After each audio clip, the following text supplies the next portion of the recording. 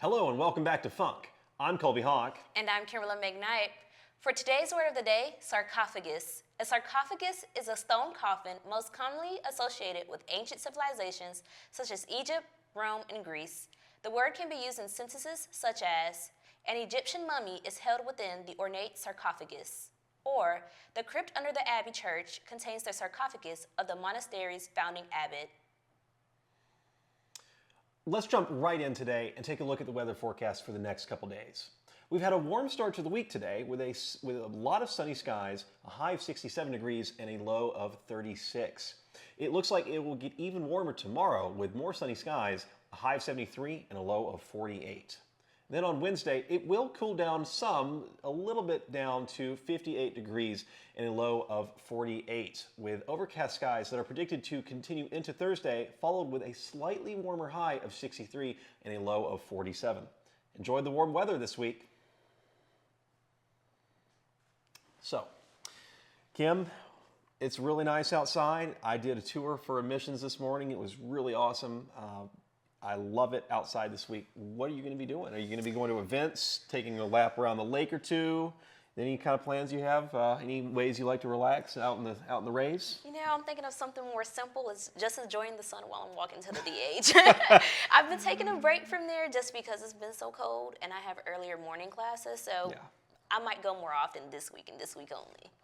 Yeah, that's one thing, is the mornings are always chilly, so it feels to me like I have to get bundled up in the mornings, and then come like noon when it's lunchtime, it's warm again, and then it's just problematic. So, yes. That being said, it is a really good week to get some laps around the lake. So I think that's what I'm going to do. I love to go see the swans and the other birds and creatures out there, so it's really cute. But you're not wrong. Getting some food and some fuel in your system to get through the week is always pretty important. Yeah, I feel like sustenance is all I need. Oh yeah. Let's talk about academics. This week, there are a number of COPs happening that you can check out to earn some credits. Tomorrow, Tuesday, February 4th, from 6:30 to 8:30 p.m. in Johns Hall 101, there will be a screening of Picture a Scientist, a 2020 documentary highlighting 3 prominent female scientists and bringing the barriers these women have faced in their careers to light, including gender discrimination, racial discrimination, and sexual harassment. Also tomorrow from 7:30 to 9 o'clock p.m. in the Theater Playhouse, a performance of Sparta will take place. Directed by Katie McDaniel, Sparta is a new play that dives into the contemporary life and ideas of high schoolers as they clash through their perceptions of themselves and of each other. They do so by exploring masculinity and how it has affected social norms, competition, and family in the world of American athleticism in public high schools. There will be multiple different showings throughout the week, and tickets are available online at furmantheater.ludus.com. On Wednesday, February 5th, from 5 to 6:30 p.m. at Harkness Pavilion, Dr. Zachary White will be holding an event titled The Power of Listening Empathetically, where he will deepen the audience's understanding of empathetic listening and the central theory supporting its power. He will stress how this human capacity connects with others through narrative. After his talk, the audience will gather at round tables to share perspectives, guided by the My Neighbors voice listening cards. Then on Thursday, February 6th, at the Rowe Art Building Little John Lecture Hall, Furman's 2025 True Inspiration Art in Residence, Derek Reese, will kick off his 3-month residency at Furman. Derek will discuss Daily Bread, his upcoming exhibition that examines food insecurity within the context of today's political and economic challenges. Shaped by his working class roots, Reese brings a deeply personal perspective to his art. Through sculpture, through photography, and also his video work, all of his pieces are centered on his resilience and survival. This talk aims to introduce his artistic practice, discuss his influences, and driving thematic questions, and also outlines the vision and goals for his residency on campus. Let's shift gears to today's This Day in History. On February 3, 1863, author Samuel Clemens began using his famous pen name Mark Twain. Samuel started his career writing stories for the Territorial Enterprise newspaper in Virginia City, Nevada in 1862. However, he is best known for his fictional works. The most well-known are Tom Sawyer, written in 1876, and Huckleberry Finn, written in 1884. Let's take a look at today's news. Several businesses in the upstate area are closing their doors today to join a cause, a day without Hispanics.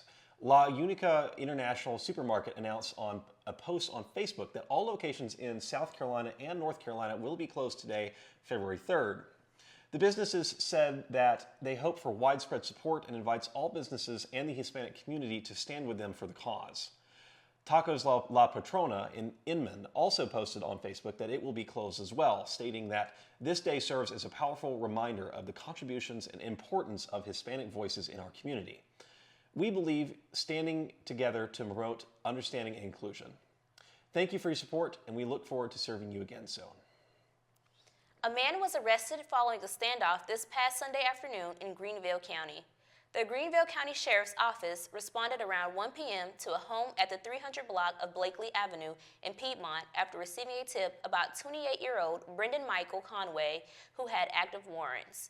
According to the warrants arrest, on Tuesday, January 28th, Conway unlawfully entered a home on McGee Street in Greenville with the intent to deprive a victim of their prescription medications.